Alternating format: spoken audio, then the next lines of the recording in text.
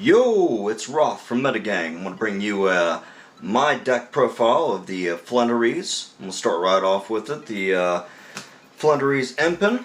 We're going to play two of him because he can push for an OTK, and anytime he gets brought out, he is going to be able to search, plus going to be able to give you another summon, which is just where you keep pushing. You got Mega Monarch. This is a good one to kind of come behind your opponent and undo their field. We got Snoll as a name. Pretty much in this format, if you flip a, any special summon monster face down, it's going to be pretty critical, especially when it says that it's fusion summoned or whatnot. You can kind of get rid of that stipulation. So this has been a very good card. On top of that, it gives me the extra normal summons to kind of throw out my barrier statues on top of creating my board. It can be daunting. So play the 3 Rabina. This will be able to search you any winged beast level 4 or lower. Give me any missing piece that I am needing, or a barrier statue or a deity crow. Your Eaglin, I'm going to play at 3 and make sure I can actually search out my big birds. And I'll try not to use the Rabina to search out the Eaglin. I'll try to use any other way of doing it. I'll play the 1 Stree. It's kind of weird for me to play 1 Stree. I got used to it though. I was definitely a fan of 2 Stree, but I can see where you can not have to play it. You want Toucan, pretty much if you have a Floowandereeze card and the banished, you can bring it back to your hand by targeting it. And then I'm going to play the 2 barrier statues. That's going to block out pretty much a lot of decks and be able to special summon. This deck doesn't special summon, so it doesn't really care. And yeah, that's going to lock out a lot of matchups, which is great. So if you go double Impin and double barrier statue, you pretty much have the game just sealed, because they got to get rid of one or the other, or both, or since you got all of it, then it's about impossible. Deity Crow, I'm going to make sure we snipe things out of the graveyard. I don't want things to resolve, and don't want my opponent to play. You'll get the idea. I don't want my opponent to play real quick. Dimensional Shifter. That's exactly right. It doesn't bother us because we're going to banish most of our stuff, and what we do play gets banished anyway, so we can just keep playing regardless. Our consistency piece is going to be Pot of Extravagance. We're not too critical in the extra deck. I'll show you what pieces we do run, but to up the consistency, we're going to play the Pot of Duality, the Gold Sarcophagus, the Terraforming, and then we're going to have the Magnificent Map. So pretty much this is going to be your 2-card combo in a sense, to just be able to see your whole deck and be able to play. If you see one of the little birds and your Magnificent Map, you pretty much have access to your whole deck. Plus, if your opponent goes to normal summon, this will grant you an additional, or should I say not additional, but a normal summon. And this will happen on their turn usually, because they'll normal summon on their turn, which is fantastic. You get to play on their turn. Another consistency piece, and also kind of ducks opponent's effects. Let's say Effect Veiler or Infinite Permanence is trying to block out any of my effects. I can go ahead and hit this, banish the card in question, go ahead and be able to get my search, gain 500, and make sure my effects resolve, which is perfect.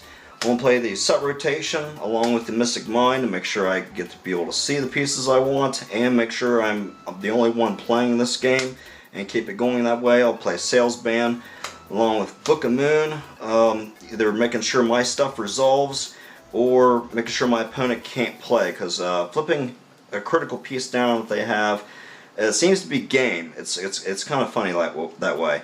Dimensional Fissure, just add to the hate, and the Call by the Grave. We want to make sure that our opponent cannot play any graveyard stuff at all. Any resources that go to the grave for any matchup, that matchup's pretty well going to go in our favor. We're going to have the Unexplored Winds. Now, if we don't resolve the extravagance, then we can actually reveal 2 winged beasts that are kind of in our way, put it back to the bottom of the deck, and draw 2 new cards. Or the best thing really about the card is anytime you go to tribute a big one and use a tribute from your side of the field, you also get to use a tribute from your opponent's side of the field. Now, that doesn't mean just monsters. It can be any card because of the Unexplored Winds giving you that ability. It's pretty awesome. Your opponent really don't have any response to it, and there you got to sit there and eat your tribute summons, which is great. And on top of the tribute summons, make sure it happens. If you don't have them tribute or normal summoning during their turn for the Magnificent Map, Dreamtown's going to make sure that happens. We're going to guarantee that normal summon, so we can go off on our opponent's turn.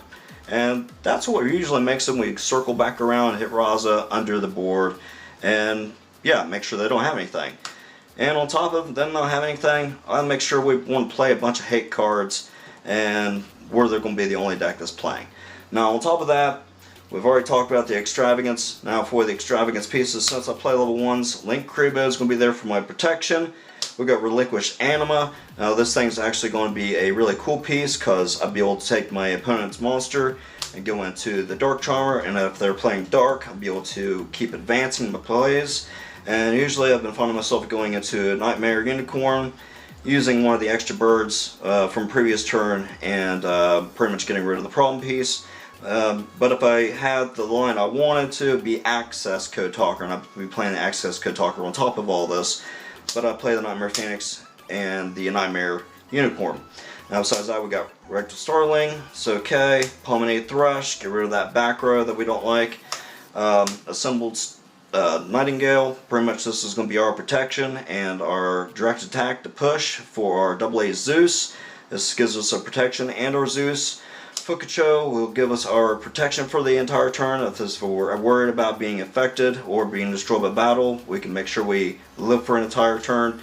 Downward Magician to go on top of the Assembled Nightingale, so we can go for the Zeus, make sure we have another material for Zeus. We have 2 activations for Zeus, and if anybody's playing a Dogmatica line, this is just in here for fun, really. But yeah, there's that for the extra deck, and then going into the side deck explanation, we're going to play Stria for the consistency, and up to consistency, we're going to have the some Bird. This will help us get into our links. On top of that, avoid hand traps, and also search us out Sacred Lands, which gives us additional summon. On top of that, 300 attack for our Winged Beast. Some more Repulsion, we'll be able to discard one of our Winged Beasts, return the entire back row that our opponent has set up, and then we could possibly drop a Dark Simorg and make sure they cannot set up their back row by setting, and that will eliminate a lot of decks from able to play. On top of that, we have Mist Valley Apex. It's just kind of a splashable thing in there. Twin Twister and Cosmic Cyclone, because we don't really like back row at all.